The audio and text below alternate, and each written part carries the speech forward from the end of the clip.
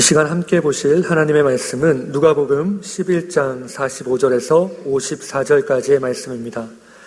신약성경 113면에 나와 있는 누가복음 11장 45절에서 54절까지의 말씀입니다.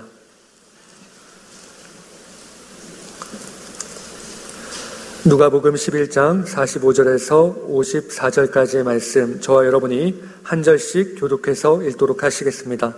제가 먼저 읽겠습니다. 한 율법 교사가 예수께 대답하여 이르되 선생님, 이렇게 말씀하시니 우리까지 모욕하심이니이다.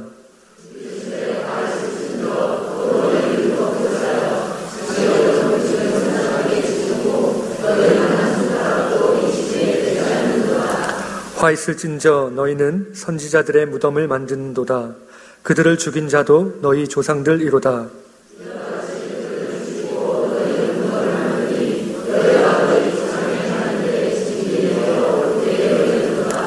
그러므로 하나님의 지혜가 일렀을 때 내가 선지자와 사도들을 그들에게 보내리니 그 중에서 더러는 죽이며 또 박해하리라 하였느니라.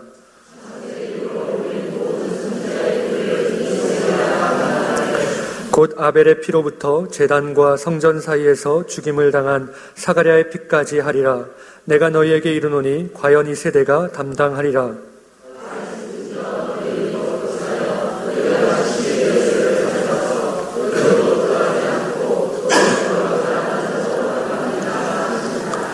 거기서 나오실 때에 서기관과 바리새인들이 거세게 달려들어 여러 가지 일을 따져 묻고 나를 착잡고자 하여 아멘. 올해는 종교개혁 500주년과 평양대부흥운동 110주년의 해로 한국교회에 있어서 역사적으로 기념할 만한 해입니다. 그래서 곳곳에서는 종교개혁과 관련된 세미나가 열리고 있고, 우리 교단에서도 내일 종교개혁 500주년 기념 학술 세미나와 기념 예배가 열리게 될 예정입니다. 그리고 평양대부흥운동을 기념하여 어떤 협회에서는 현재 부흥사로 활동하고 있는 사람들을 모아 수상을 하고 있다고 합니다. 이것들을 기념하기 위한 여러 가지 행사들이 지금 한국교회 안에서 계속 진행되어지고 있습니다. 이처럼 2017년은 한국교회에 있어서 역사적으로 기념할 만한 해이지만, 최근에 뉴스를 통해서 보여주고 있는 이 한국교회의 모습을 보면 안타깝기가 그지없습니다.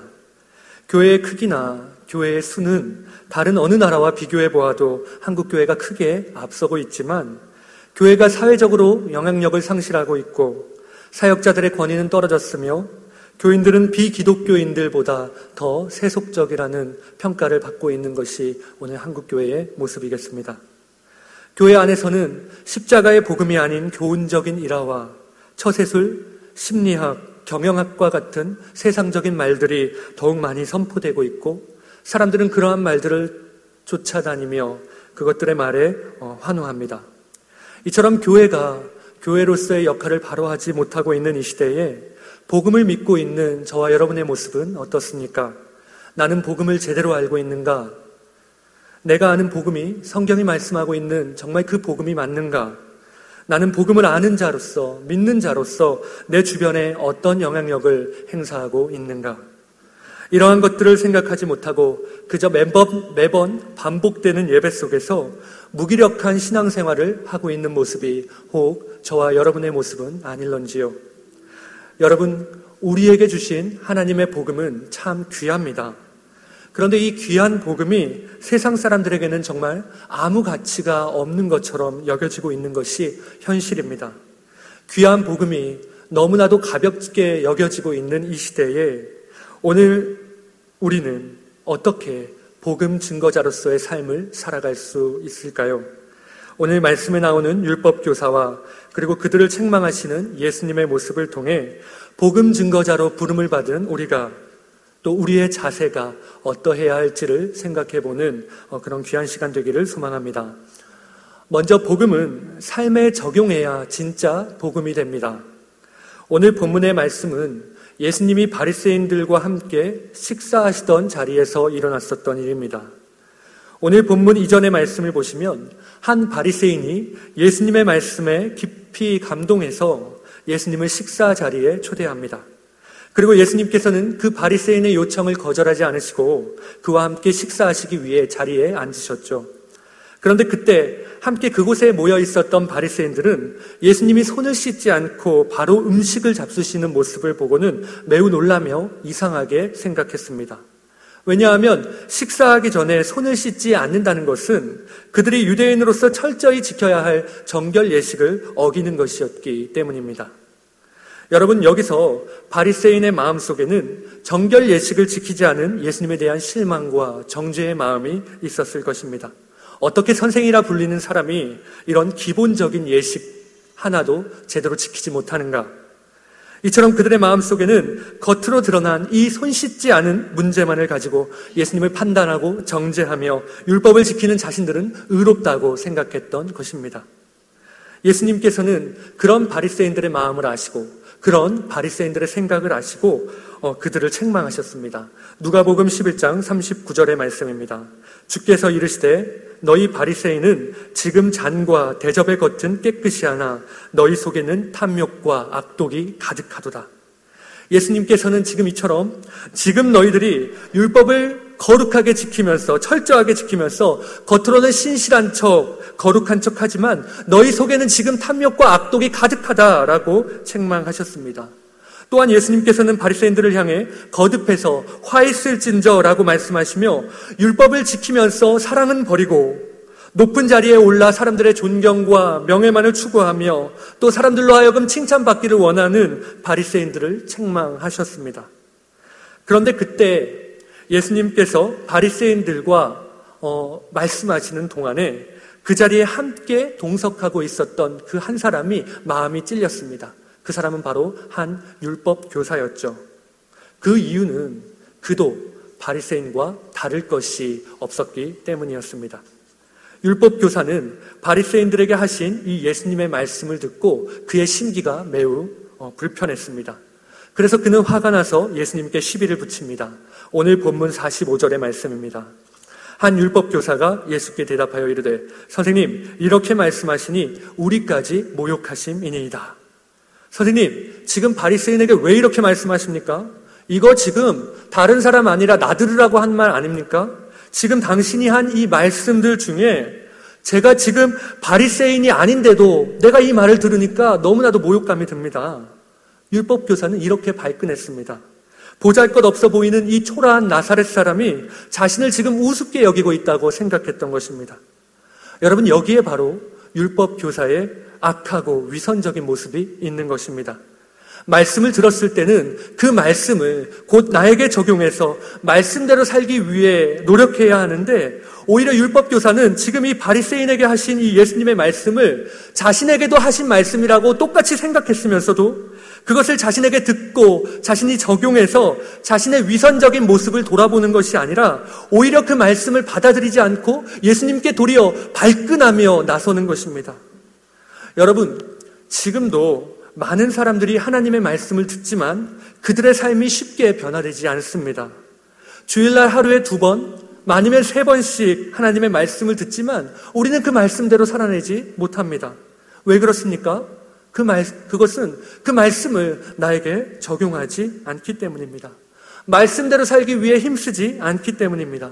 지금 내가 보고 있는 이 말씀이, 내가 듣고 있는 이 말씀이 곧 하나님께서 나를 위해 준비하신 하나님의 말씀이라고 믿고 그 말씀대로 살려고 해야 하는데 우리는 말씀을 적용하고 경험하기보다는 그 말씀을 그냥 듣는 것으로만 만족하고 있기 때문입니다. 말씀을 그저 지식으로서만 아는 것으로만 만족하고 있기 때문입니다. 우리는 말씀을 들으면서도 은혜 받고 찔리고 가슴 아파하면서도 그냥 그 시간을 은혜 받은 것으로만, 마음이 찔린 것으로만, 그리고 가슴이 아픈 것으로만, 눈물 흘린 것으로만 자신의 욕구가 다 되었다고 생각하며 만족하고 있습니다. 그리고 얼마 지나지 않아 들었던 말씀이 무엇이었었는지, 은혜 받았던 말씀이 무엇이었는지 기억해내지도 못합니다. 어디 그것뿐이겠습니까?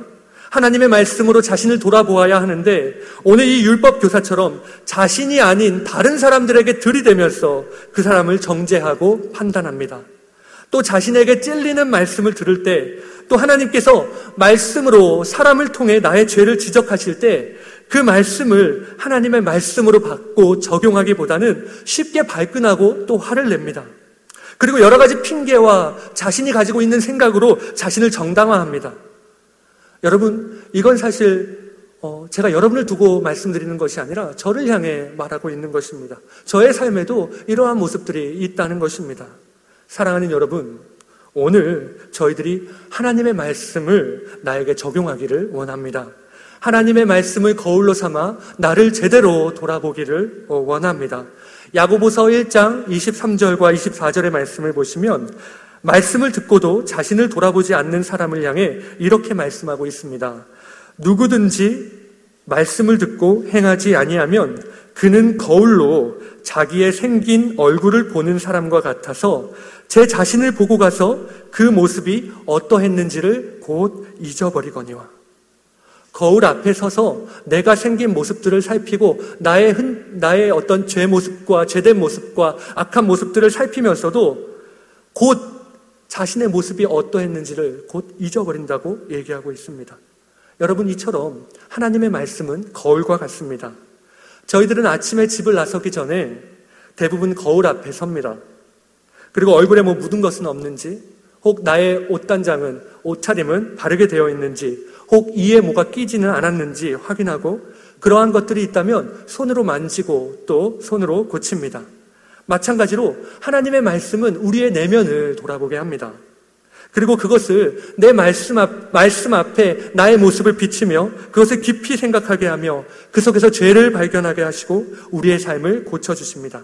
이러한 것들은 말씀으로 다른 사람을 비칠 때 나타나는 것이 아니라, 말씀으로 지금 어떤 상황을 비칠 때 나타나는 것이 아니라, 바로 이 말씀을 나 자신에게 비칠 때, 나 자신을 향해 말씀을 비칠 때, 말씀을 나에게 적용할 때만이 우리가 이러한 모습들을 발견할 수 있다는 것입니다. 오늘 저와 여러분이 복음의 말씀을 다른 누군가가 아닌 바로 나에게 적용함으로 말미암아 진정한 삶의 변화를 누리시는 여러분이 되시기를 소망합니다. 다음으로 말씀을 아는 것보다 행하는 것이 중요합니다. 오늘 이처럼 예수님의 책망에 발끈한 이 율법 교사에게 예수님께서는 3번의 화를 선포하시며 율법 교사의 죄를 책망하십니다. 먼저 첫 번째 화는 다른 사람에게 짐을 지게 하는 율법 교사에게 선포되었습니다. 오늘 본문 46절의 말씀인데요. 저희들 46절의 말씀 한 목소리로 함께 읽어보도록 하시겠습니다. 함께 읽겠습니다. 이르시되 화 있을진저 또 너희 율법 교사여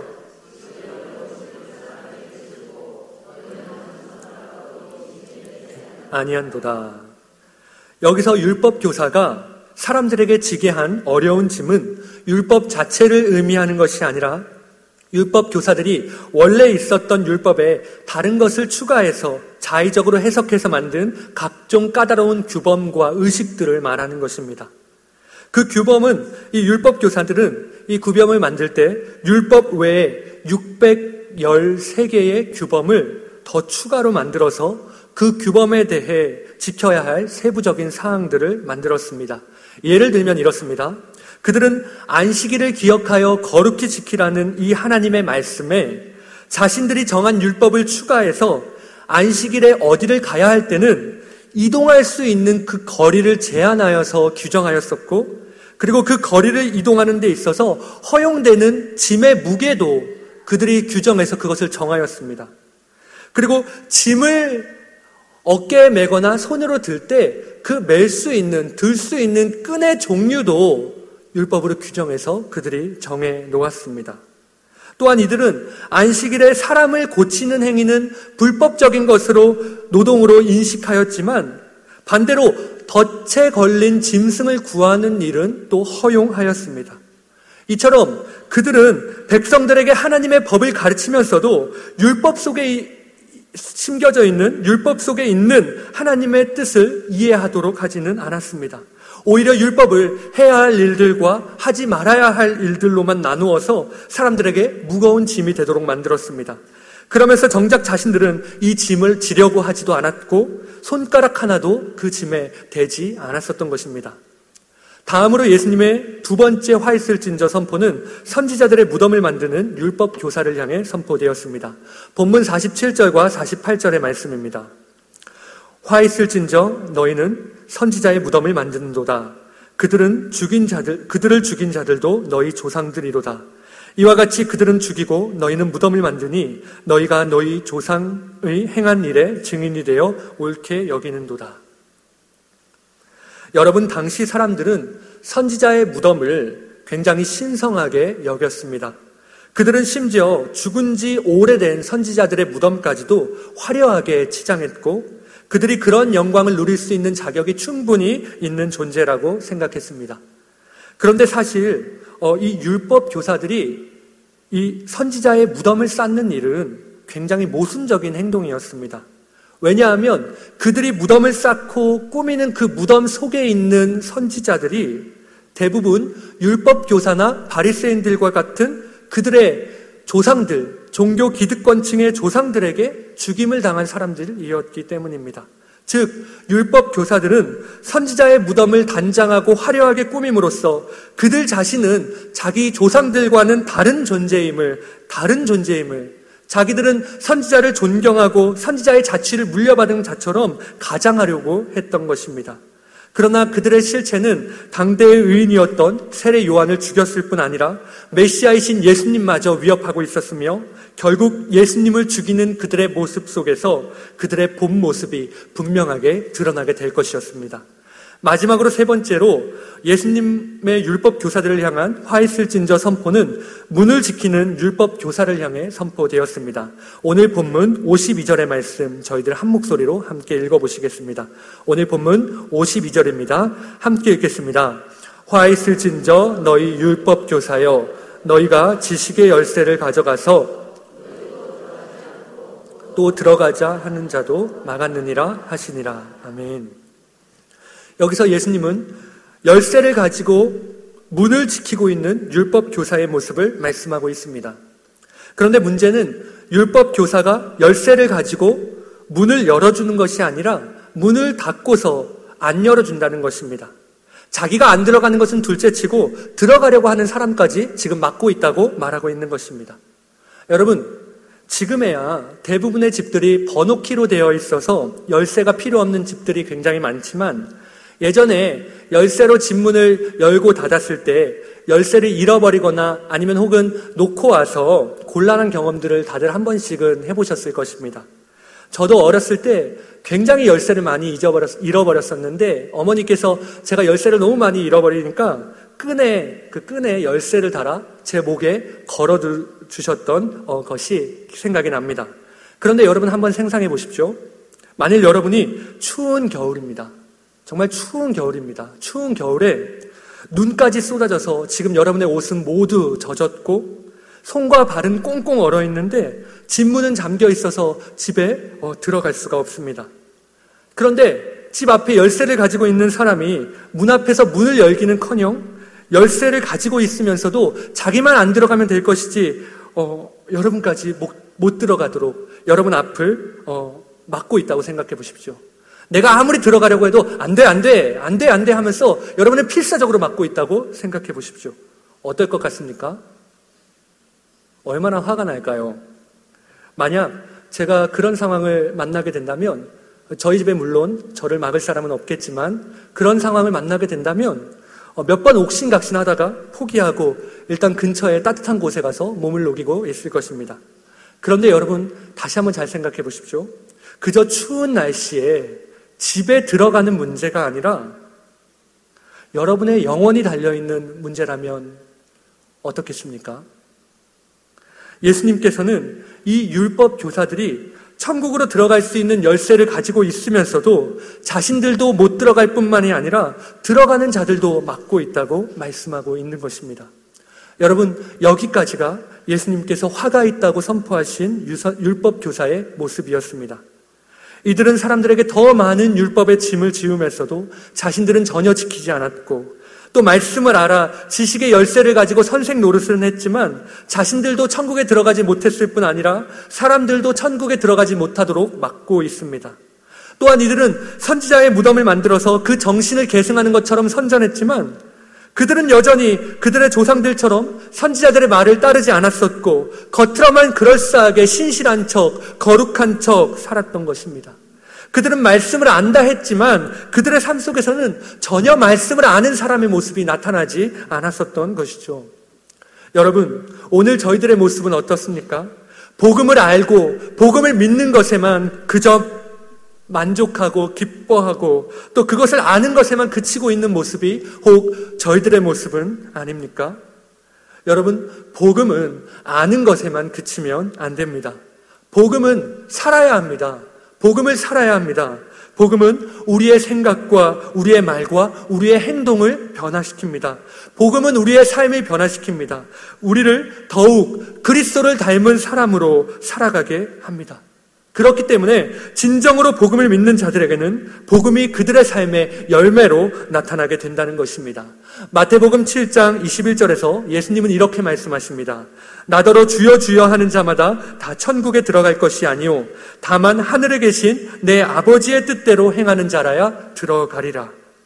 사랑하는 여러분, 오늘 저와 사랑하는 모든 성도 여러분들이 복음을 아는 것에만 그치는 것이 아니라 성령의 도우심을 의지하여 복음을 믿고 복음을 살아감으로 말미암아 세상 가운데 그리스도를 닮는 삶의 모습이 나타나시는 그러한 저와 여러분이 되시기를 소망합니다. 마지막으로 여러분이 복음을 전할 때 모든 사람이 여러분을 환영할 것이라 기대하지 마십시오.